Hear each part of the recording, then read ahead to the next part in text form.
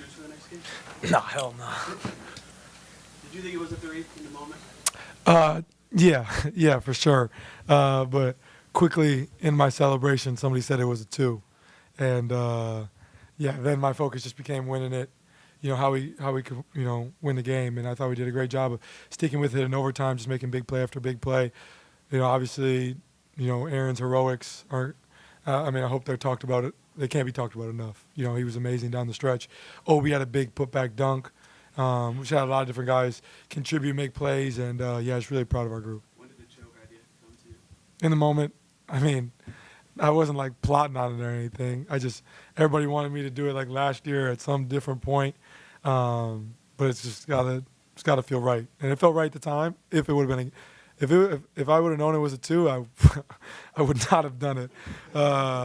So I think I might have wasted it.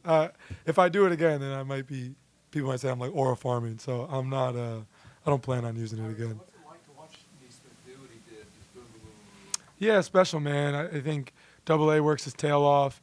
I think each shot that he made just kept giving us more confidence that we could, really win this game. So he was really big for us. And I think to do what he did today while also having to guard Jalen Brunson for probably 30 minutes is very difficult to do. So, like I said, what Aaron Neesmith did today can't be talked about enough. And, it's really proud of his effort and our group's effort. Tyrese, when your shot at the end of regulation goes off the rim, goes up in the air, are you deflated, honestly? No. I knew I'm like, it's going in. It just felt like it got stuck up there, though, And honestly, when it, went in, I was like, I thought my eyes might have been deceiving me in the moment. But it felt good when it left my hand. So, I thought it was going to go in. And, the ball felt like it was up there for eternity. But, man, just a special moment. Tyrese, you guys have talked about this a lot over the past couple of weeks. We're now making comebacks like this, a kind of routine, even though they're not. What is it about you guys that allow you to be doing stuff that nobody else has been able to do? Yeah, well, I would like to not keep being in this situation, but I think we're just a group that has spent a lot of time, with each other, and I think the front office's decision to keep, the majority of our group together, basically our whole team together, essentially, after last year, I think it was really big because we've been through everything together. We've been on big losing skids, big winning runs, had to win in so many different ways. So many guys had to step up and make big shots. And I think that's just, I think in the NBA you don't see a ton of continuity from year to year, right? It's, many teams are changing from year to year, and I think our front office did a great job of keeping this group together. And I think that this just gives us all confidence in each other. Like we feel like we know where everybody's going to be. We expect, we have high expectations for each other, but I think we also have we hold each other accountable at the same time. I think that's important.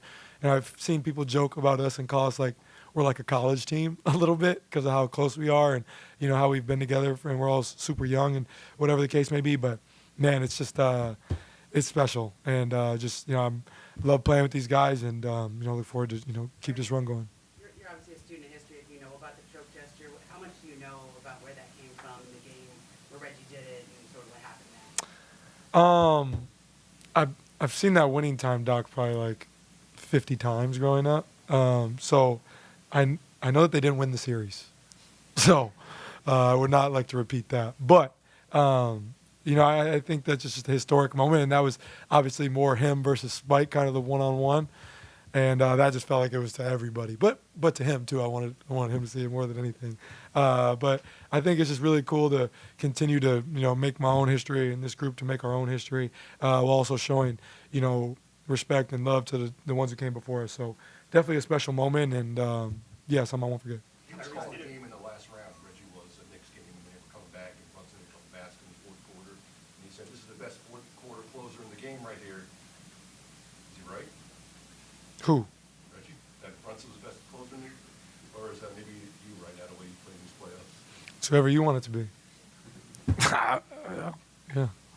Tyrese, I wanted to ask you about something boring like you guys' pace.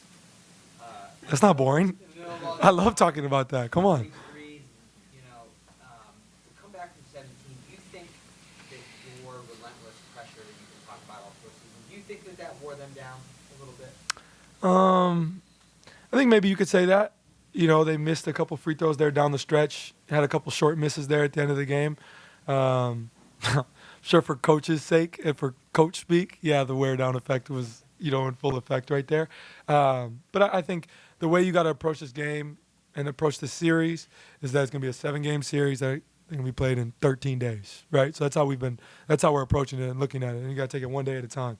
So, I think just trying to wear on these guys as much as we can. Obviously, their starters play a lot of minutes.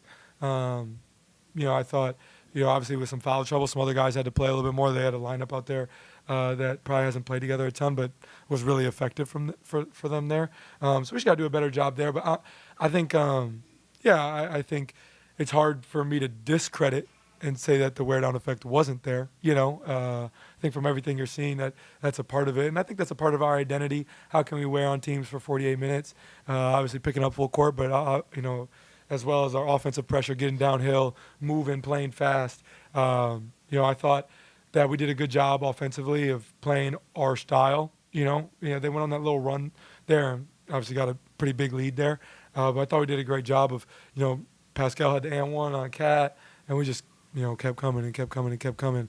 And I think that was really big for us, making extra plays, getting extra possessions with offensive rebounds or finishing, getting rebounds on that side. I think they were all big down the stretch. So, I think for Coach Carlisle's sake, we'll say the wear down effect was in full effect. Tyrese hit 3 of these shots down, like game winners, game tires, at buzzers. Just what in those moments you seem to want the ball, sort of see what shots you want? What do you like about that moment where you sort of why do you have so much success? Yeah, I mean, I think every person who enjoys basketball, or probably everybody in here, imagined at one point that they would be an NBA player or something, and I think the biggest thing when you're growing up is everybody's on the playground or in the driveway or in the gym by themselves. You're 5, 4, 3, 2, 1 shooting it, and if you miss it, nobody's around, so put more time on the clock, right? And I think for me, I was always encouraged me just to have an imagination, right? So I would be running down the hallway in my childhood home, pretending there was a hoop and playing basketball and all those things. And I think that the biggest thing for me is I already have the confidence to take the shot in the moment, but I have that confidence from my group. My group wants me to take those shots. My coaching staff wants me to take those shots. I think our organization wants me to take those shots. I think now we're at the point where our fans want me to take that shot, So I think everybody's living and dying with it at that point. That gives me a lot of confidence. And to be honest with you, like when I got traded here, we weren't very good. And so we would be in these moments where I would have to take these shots and I would miss them and nobody would care. Maybe Pacer fans would, but like we weren't very good, so it didn't matter. We weren't a playoff team or anything. So I feel like that kind of like baptism by fire almost to do that, and then now be in these situations where obviously they matter on such a bigger scale, I think is important for me. So I really think that experience is the best teacher for me, and I've had that as times went on. We have time for like a couple more. We have a bus here in about 4 minutes. Tyrese, you and Jalen obviously have a lot of recent history going back to the FIBA World Cup and then last year in the playoffs, and then you guys staring each other down in WWE ring, and now you're back here in the conference finals. Just to have a game like this against him, what does it mean for you and for the journey that you guys have done? Yeah, I mean, he's a great player. I love competing against him. I know maybe I'm not supposed to say that like we're friends, but I love competing against that guy, and I think just love competing, in general. And I think the storied rivalry between the Pacers and Knicks is really cool. But I think where we are right now, how much does it really matter? We're writing our own stories right now, and so I think where we are is a special time and something that's going to be remembered by, fans of the Pacers, fans of the Knicks, moving forward. So just really, really special to compete against him and just compete in general. Huh? When we got down, 16, 17, or let's get it to 10, let's get it to 5. I think just trying to walk them down. There's no 17-point shot, so I think we did a great job of just chipping away, and good things happen for us. We have time for one more.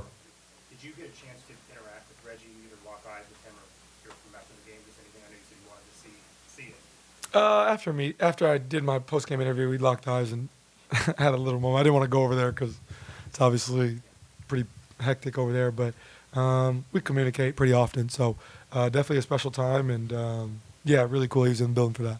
Thank you, guys. I appreciate your understanding. Well, this is day one of 13 days.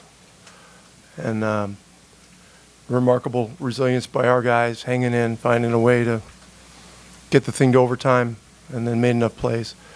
But it's a long series. We're not going to get too excited about this. We got things to clean up. They got things to clean up. Game 2 is going to be another war. Rick, going all the way back to the first round, with the comeback against Milwaukee late, and then what you did in Game 2 against Cleveland, and now this. Does the poise that your guys play with in games, does it ever surprise you? Well, we've had a lot of these games this year. I mean, we've probably had a dozen of them throughout the season. A lot of the games early where we were struggling were games we had to pull out. There were clutch games when we weren't playing particularly well, and it's just it's a muscle. The more you exercise it, the stronger it gets, and it's not easy. It's not easy. There's been a lot of wild swings and scores throughout the season and the playoffs. But you certainly don't take anything like this for granted. This is very, very difficult to do, but it's a 48-minute game, and we always say, Pacer basketball is 48 minutes, and tonight it was 53 minutes. What did you make of Aaron's shot making run in that last 5 minutes of the game? Well, Aaron, the thing that put him in position to do that was Shepard going in there and giving us, 7 or 8 really strong minutes, just playing at full capacity, picking up full, all that. It allowed Aaron a chance to rest a little bit, so he came back in the game fresh, and he had his legs. And I don't know how many he made down the stretch. Seemed like it was 5 or 6 or 7, 6. They were all very much needed. And look, NBA players are amazing. I mean, these guys get on a roll, and they do amazing things. And so, Brunson makes stuff like this look routine. Aaron got hot certainly at the right time. Rick, you obviously, this is about today's game and this year, but you're familiar with NBA history. Was there a part of you when Tyrese did the choke gesture and Reggie Miller's on the call do you appreciate the historical tie-ins here? I'm not getting into any of that stuff. Doesn't make any sense. This fan base is difficult enough to deal with without getting into a lot of unnecessary words. I mean, we have great respect for these guys. They beat us 2 out of 3 during the season. I've been watching them plow through great teams. It's day 1 of 13 days. Rick, Do you wish Tyrese when had run Tyrese's that? shot at the end of regulation goes up in the air, do you think the game over? Did you have to get any chance of coming back? I mean, at first I thought he was behind the line, so I thought maybe the game was over. Everybody reacted, but look, it's the emotions of the playoffs are such that you expect there to be some reason that it's not total exuberance, So, look, we got to overtime. That's good, and we had 5 more minutes of life, and found a way. So, When the ball went up in the rim, did you think the game over? Like, did you think it had any shot of coming back down and going in? it looked like it had a chance. It was awfully high. When we were playing in the bubble in 2020, when I was at Dallas, Damian Lillard hit a shot just like that. There was a crunch time shot that went way up in the air and dropped straight in. It was about a minute to go, a minute and a half to go. It wasn't quite at the end like that, but it was a similar thing. And so those things happen. Rick, this is the largest comeback in the final minute of the playoff game. At least 1998, you were down by 9 points. What was it about the previous instances where you guys were able to come back that in this hostile environment just didn't seem to get shook by it at all? I think we've already talked about it. I mean, we've been through a lot of these situations. It's set us up to execute well and try to give ourselves a chance, and that's all you can do. Rick, you talked about the fan base and how it's already difficult enough to play against them. Do you wish Tyrese hadn't played for something? Listen, players can do what they want, and it's an emotional thing. It's not a big deal. It's not a big deal. I mean, we got to go out there. The place is unlikely to be any louder than it was tonight. I mean, it was crazy out there. And the environment, it never disappoints here. It never disappoints here. I mean, at this time of year, you want to go into the most hostile, the most difficult environments and test your mettle, and go against Brunson and Cat and Bridges and these guys. I mean, this is a difficult time of the year, so it's not a big deal to me.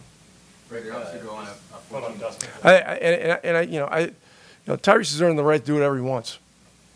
Maybe obviously go on that 14-0 run when Brunson checks out early in the fourth quarter. What did you guys have to do just to stabilize? Obviously, Aaron making those shots is a big piece of what across the board did you guys have to do to sort of get right in that period, in that stretch? Well, I mean, we were very much teetering on the edge. We talked in the huddle. We had a couple of timeouts that we had to take. We talked in the huddle about keep working the game, right? Keep trying to make it hard on these guys. Find good looks. I mean, they had their best defenders out there during much of that stretch, and it was really difficult. And they had some of the guys with foul trouble out of the game, So, but Pascal kind of started it off with a play where he drove it in there and just found a way to make a bucket, and then he got a chance, I think, at an and one, and you just got to keep playing. I mean, the game is long. You think you have a reputation now when you get into the end of the tournament, when you start to come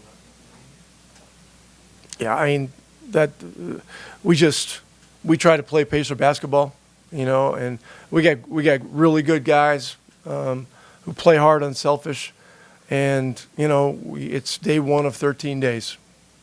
Thanks, Coach. It'll be Aaron and Can you take us through what's going through your head during a heater like that, 6 threes in just 4 or 5 minutes at the end? I was just doing what the team needed of me, I was just letting them fly. I was in a good rhythm. Didn't really realize what I was doing in the moment.